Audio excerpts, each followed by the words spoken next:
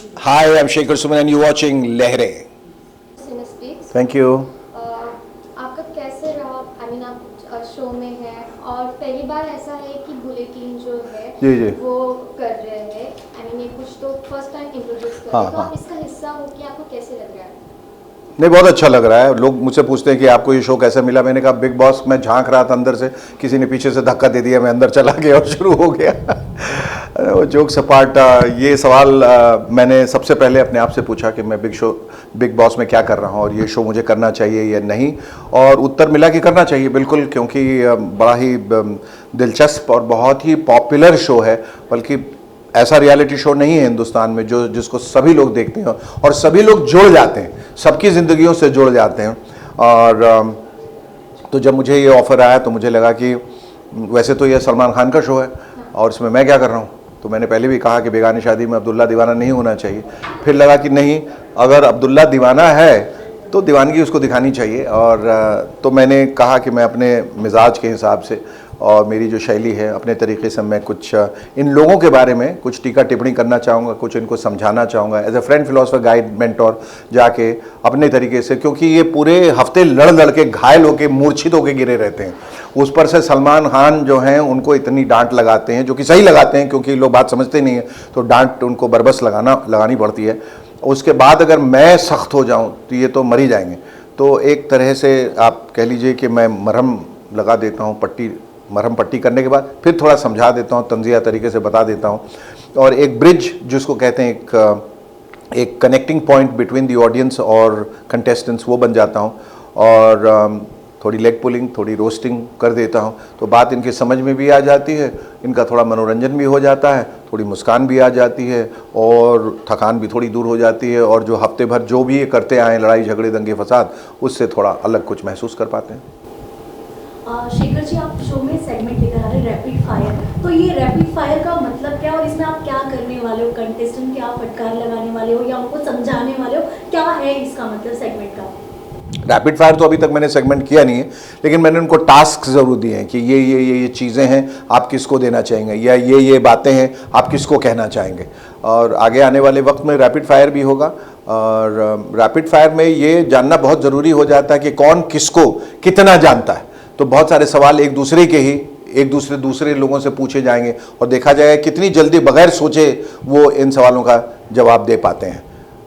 तो ये ज़रूरी है कि हम कंटेस्टेंट्स को बहुत करीब से जानें और कंटेस्टेंट्स भी एक दूसरे को करीब से जानें। जी, अगर आपसे पूछना चाहें कि कौन सा ऐसा कंटेस्टेंट है कि आपको लगा कि हाँ वो सच में अपना गेम खेल रहा है? और प्रियंका अपना गेम बहुत अच्छा खेल रही है, बहुत होशियारी से, बहुत चालाकी से, बहुत चतुरता से, पूरे सामर्थ्य के साथ, पूरे शक्ति के साथ, एक महिला होने के नाते जो उसमें क्वालिटीज़ हैं वो सब को लेके, लीडरशिप क्वालिटीज़ को लेके आगे बढ़ रही हैं। मुझे लगता है कि वो उनमें विनर बनने के बड़े गुण मौजूद हैं, चांसेस भी बहुत ज़्यादा है। अर्चना भी अपनी बेबाकी हुई वजह से अपनी क्या कहें, उनको जितनी नेचुरल हैं, वो जिस तरह की हैं, जैसी हैं, उन गुणों को लेकर, उन क्वालिटीज़ को लेकर जो आगे बढ़ रही है, तो वो भी एक बहुत स्ट्रॉन्ग कंटेंडर है। अब्दू जो कि सबका बहुत दुलारा है, प्यारा है, सब लोग उसको प्यार करते हैं, छोटा सा क्यूट सा है, लवेबल है, उसमें बहुत सारी क्वालिटीज़ हैं, वो भी एक स्ट्रॉन्ग कंटेंडर है। गौतम और शालीन ये तो हैं ही, और ये अपने लव एंगल जो उन्होंने क्रिएट किया है, फेक या जेन्युइन है, तो आने वाला वक्त बताएगा। लेकिन ऐसा लग रहा है कि गौतम और सौंदर्या का जो इक्वेशन है वो थोड़ा जेन्युइन है। शालीन और टीना का जो है वो थोड़ा सा मुझे ऐसा लगता है सतही है या शो के लिए किया गया है। सर, जैसे कि आप वीकेंड के बाद में जो एंटरटेनमेंट करते हैं, ये पहली बार है जो ऐसा कुछ तो हो रहा है हाँ शो जी, में। जी। जैसे कि आपने अभी कहा कि मरम्मत भी करते हैं, पर आप अलग अंदाज से कहते हैं कि किसी को बुरा भी ना लगे, जी, जो शेरो शायरी जी, करते हैं। जी। सर, जो ये आपकी जो चीज़ें हैं, क्या इसमें कितनी मेहनत है? मेहनत है और कुछ नहीं है। इतनी बारीकी से इनका अध्ययन करना पड़ता है, इनको नज़दीक से समझना पड़ता है, परखना पड़ता है, फिर सोचना पड़ता है कि किस कॉन्सेप्ट में इनको बांधूं और कैसे बोलूं कि इन बात भी मेरी वहाँ तक पहुँच जाए और उनको बुरा भी नहीं लगे। मैं नहीं चाहता कि कोई भी मैं अपशब्द या कोई भी ऐसा शब्द इस्तेमाल करूं या कोई भी ऐसी चीज़ कहूं जिससे किसी के दिल को ठेस पहुँचे। मैंने कहा कि ऑलरेडी बहुत चोट खाए हुए हैं, तो एक ज़रूरी है कि मैं उनको ये मेरा इंसानी फ़र्ज़ है कि मैं उसको तरीक़े से उनके साथ व्यवहार करूं, बर्ताव करूं। तो बहुत ज़्यादा मेहनत मशक्क़त है इसमें। और देखिए, बग़ैर मेहनत मशक्क़त किए आप किसी भी शो को अच्छा या सफल नहीं बना सकते। उसके पीछे बहुत तैयारी, बहुत होमवर्क करना पड़ता है, बहुत समझदारी के साथ, बहुत सोच सोच के एक एक शब्द जो मैं कहता हूँ उस पर बैठता हूँ, जो मुझे लगता है कि नहीं ये सही नहीं है, या ये लाइन सही नहीं है, ये सटीक नहीं है, ये माकूल नहीं है, सबको हटा देता हूँ। जो चीज़ें मुझे लगता है कि ये बात भी कह जाती है और एक मुस्कान भी ले आती है, तो वही बातें मैं करता हूँ। तो मैं चाहता हूं कि मैं और इससे ज़्यादा जुड़ूं और करीब से उनको देखूं, और जैसे जैसे ये शो आगे बढ़ता जाएगा, मेरे ख्याल से मेरी मेहनत भी और आगे बढ़ती चली जाएगी। प्रियंका और अंकित के बॉन्ड पर क्या कहना चाहेंगे? जैसे कि आपने प्रियंका की तारीफ तो की है, लेकिन पूछना चाहूँगी कि उनका कॉम्पिटिटर क्या लगता है आपको? कौन उनका कॉम्पिटिटर कौन है?